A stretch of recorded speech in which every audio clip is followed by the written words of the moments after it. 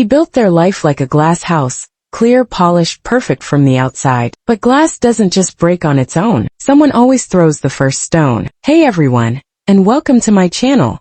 I'm so glad you're here. This is a space where stories come alive, truths are told, and nothing is off limits. Whether you're here for raw, real conversations or captivating storytelling that pulls you in and doesn't let go, you're in the right place. If you love drama, mystery, emotion, and a little bit of poetic justice, go ahead and hit that subscribe button. Turn on notifications so you never miss a moment. I've got a lot to share, and trust me, you won't want to miss what's coming next. The glass house. The rain battered the windows of the upscale home nestled in the suburbs. A perfect little glass house built on lies. Claire Hartley stood at the kitchen counter, her fingers wrapped around a glass of Merlot. She stared out into the garden, watching the storm twist the trees. It felt poetic, fitting. Jonathan, her husband of 12 years, was late again. He had always been the charming type, successful, intelligent, disarming. But lately, his excuses had started to rot. Business trips grew longer. His phone buzzed more than it rang. He smiled less. Claire had been naive once, maybe even willfully blind, but not anymore. 3 weeks ago, she had followed him. She hadn't meant to. It had just happened. The red lipstick on his collar was cliché, but the hotel receipt in his coat pocket?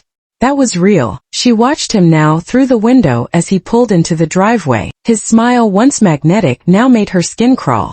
He stepped into the kitchen, dripping charm and water from his coat. Sorry babe, traffic was hell. Claire took a sip from her wine and smiled. Bet. He kissed her cheek. She didn't move. I made dinner, she said. Your favorite. As they sat across from each other, she watched him eat.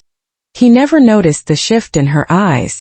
The wine was just a little too sweet, the pasta sauce just a little too bitter. She had added something extra, a secret ingredient. You know, she began, her voice silky. I've been thinking about us lately. Jonathan looked up, a piece of pasta dangling from his fork. Yeah.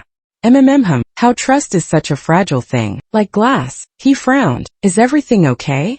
She reached into her pocket and slid a photograph across the table. It was grainy but clear enough. Jonathan with another woman, their lips locked in a parking garage. He paled. Claire, I can explain. No need, she interrupted, calm and collected. I just wanted you to know I found out. He stood quickly, knocking over his wine. Listen, it didn't mean anything. I made a mistake. Claire tilted her head. More than once, though. That's a pattern, not a mistake. He tried to reach for her, but she stepped back. There's a detective waiting in the car, she said quietly. You'll be served in the morning. I filed for divorce. And don't worry, I made sure your mistress knows you're married. His face twisted into something ugly, but Claire only smiled, a cool breeze in a burning room. Good night, Jonathan. As she turned and walked away, the storm outside began to calm. The glass house didn't shatter that night. It stood still and cold but empty. And Claire? She was finally free. The cracks beneath. Jonathan sat in his car long after Claire disappeared into the house. The storm had slowed to a drizzle, but inside him chaos reigned. His hands gripped the steering wheel, white-knuckled, as her last words echoed in his skull. There's a detective waiting in the car. You'll be served in the morning. He hadn't seen it coming. That was the part that truly rattled him. Claire had always been poised, elegant, too perfect really. He used to admire her strength, but admiration over time turned to resentment. She didn't need him anymore. She had become her own force, and that terrified him more than he ever admitted. So he strayed. First it was innocent flirtation, then long glances, texts that blurred boundaries, until one day Marissa stepped out of a conference room and into his bed. Marissa was nothing like Claire. She was reckless, fiery, dangerous in a way that made Jonathan feel like a man again. It was never about love. It was about control, or the illusion of it. But now he was the one without power. Jonathan slammed the steering wheel and cursed. Everything was unraveling. If Claire truly had a detective on him, who else knew? His partners? His clients? Their friends? He picked up his phone and texted Marissa. We need to talk. Urgent. No reply. He drove off into the night, tires kicking up water like a trail of guilt. His destination?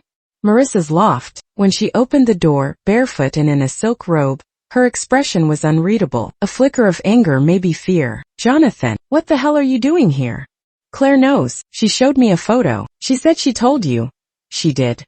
Marissa cut him off, crossing her arms. Yesterday, she came here. His heart dropped. And what did you say? I told her the truth. Marissa said. That you never mentioned a wife. That you said it was over between you two. That you told me. The fallout. I told her the truth, Marissa said.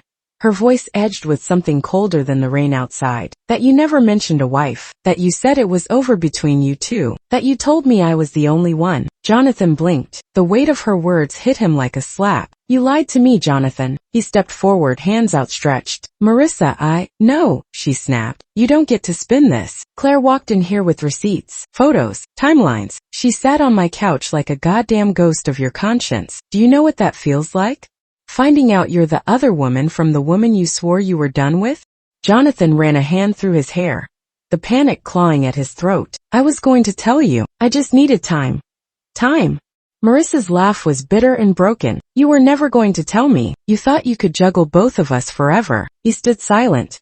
And that silence said everything. Marissa looked at him like he was something she had stepped in. I deserve better than this. She does too. But don't worry. I already blocked your number. I only opened the door because I wanted to see the look on your face when you realized you lost everything. She slammed the door in his face. For a long time, Jonathan just stood there, soaked to the bone, staring at the closed door like it might suddenly open back up and offer him redemption. Didn't. Later that night, back in the now empty house, Claire sat in her bedroom, suitcase by her side. The rain had stopped. The detective had done his job.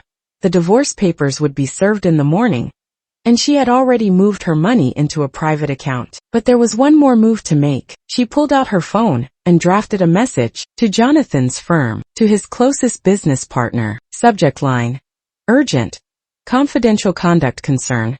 Jonathan Hartley. Attached were the photos, the receipts, and a concise timeline of his personal entanglements with a junior client. Enough to make his career tremble. She hesitated for just a second, then hit send. Claire took one last look at the house, their house, the glass walls, the sterile decor. Every inch of it now felt foreign, artificial. She picked up her suitcase and walked out the door, leaving Jonathan to deal with the ruins. Meanwhile, Jonathan sat alone in his study, wine glass untouched, divorce papers open on the desk. His phone buzzed. One new email. He clicked it and his face went white. The glass house hadn't just cracked. It was shattering.